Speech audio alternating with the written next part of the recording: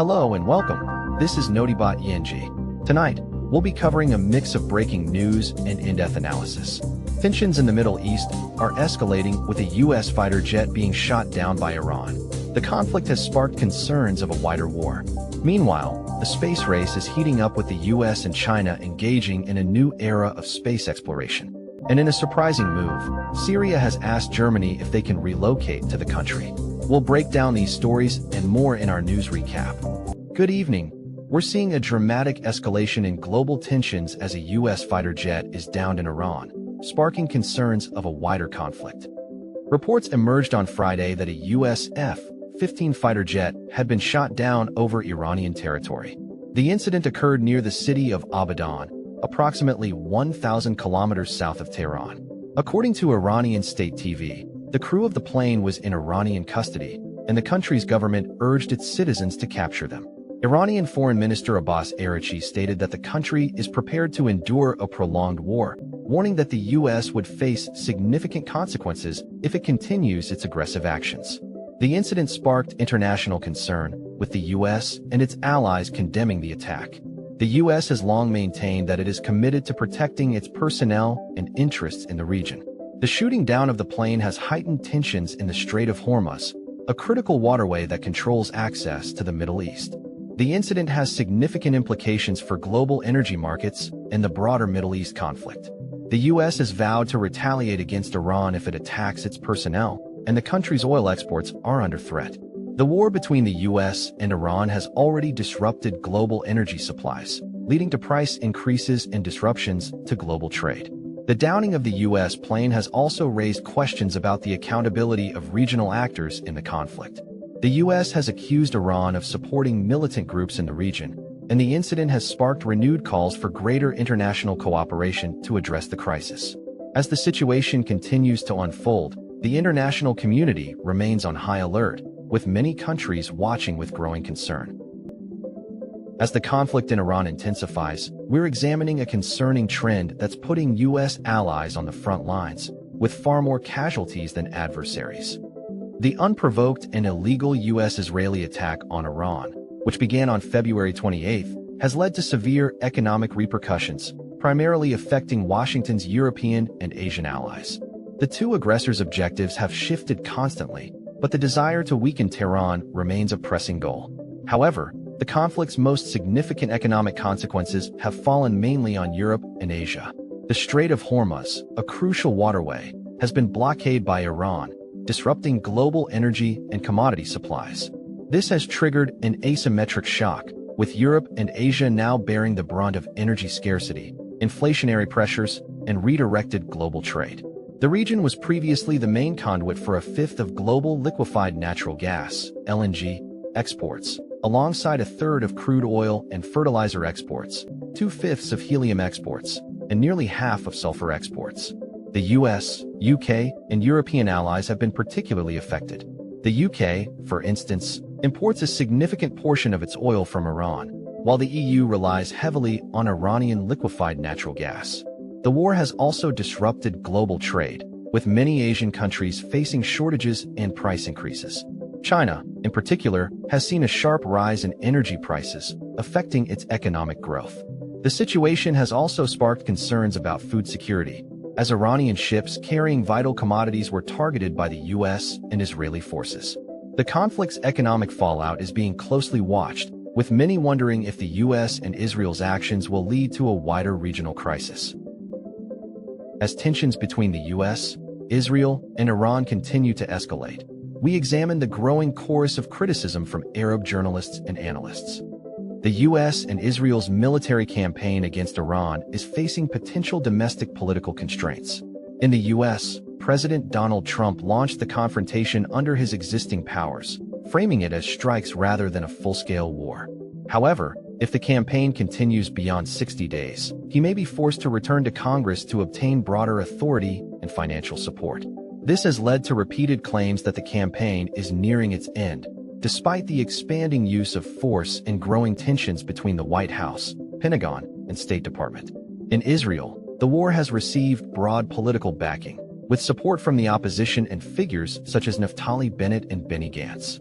However, Prime Minister Netanyahu has a personal interest in sustaining the posture until the next parliamentary elections, hoping to enter the battle from a position of strength.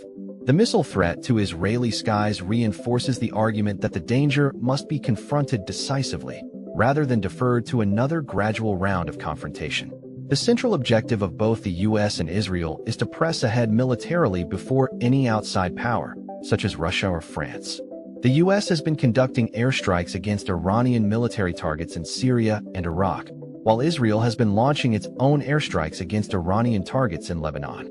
The campaign is seen as a key test of Trump's authority and Netanyahu's leadership, and the potential for domestic pushback could limit their ability to continue the campaign indefinitely.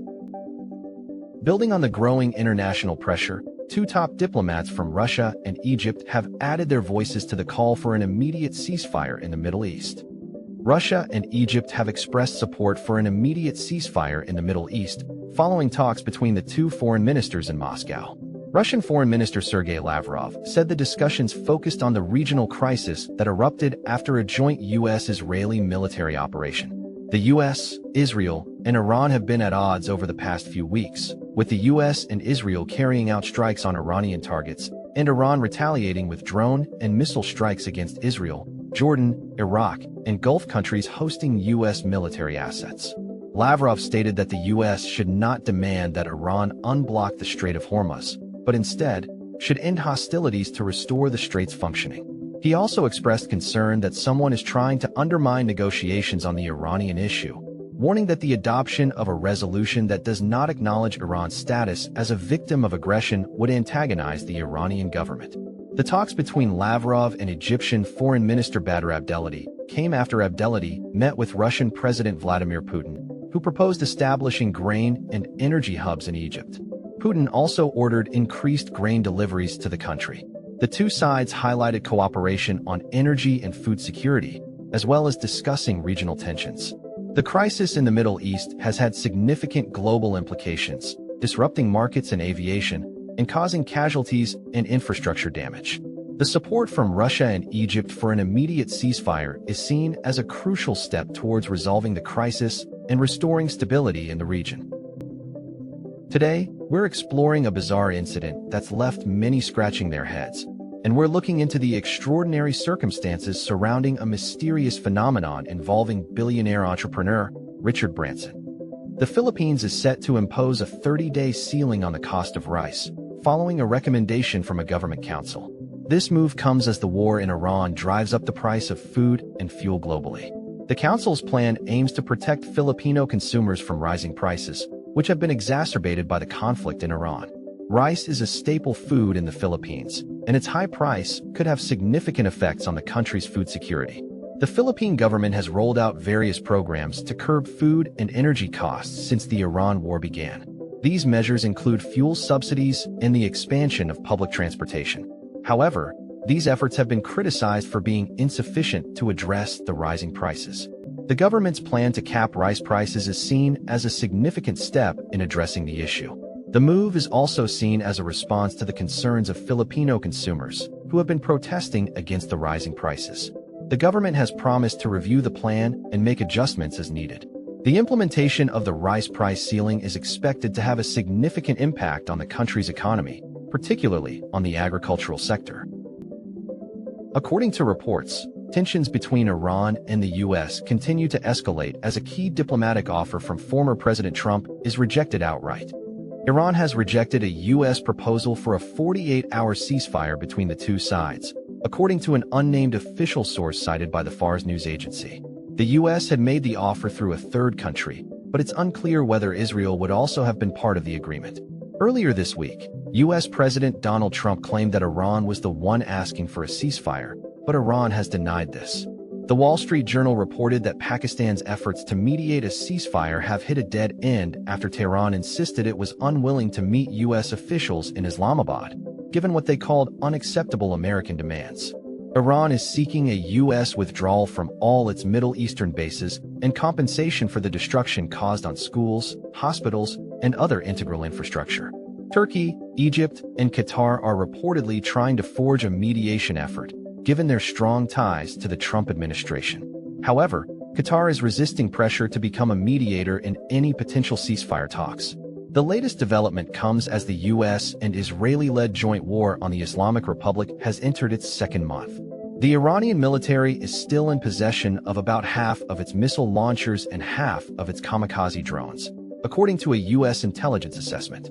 This flies in the face of the language of obliteration used by U.S. President Donald Trump and the Israeli government to describe Iran's capabilities. On Friday, Islamic Revolutionary Guard Corps air defenses shot down a U.S. F-15E fighter jet over southwestern Iran. The incident raises concerns about the escalating tensions in the region. In conclusion, today's news has brought us a mix of conflict and diplomatic efforts. We'll continue to monitor the situation in Iran and provide updates as more information becomes available. Thank you for watching. If you'd like to stay informed on the latest news, be sure to subscribe to our channel. We'll keep you up to date with the most important stories from around the world. We'll be back with more news soon.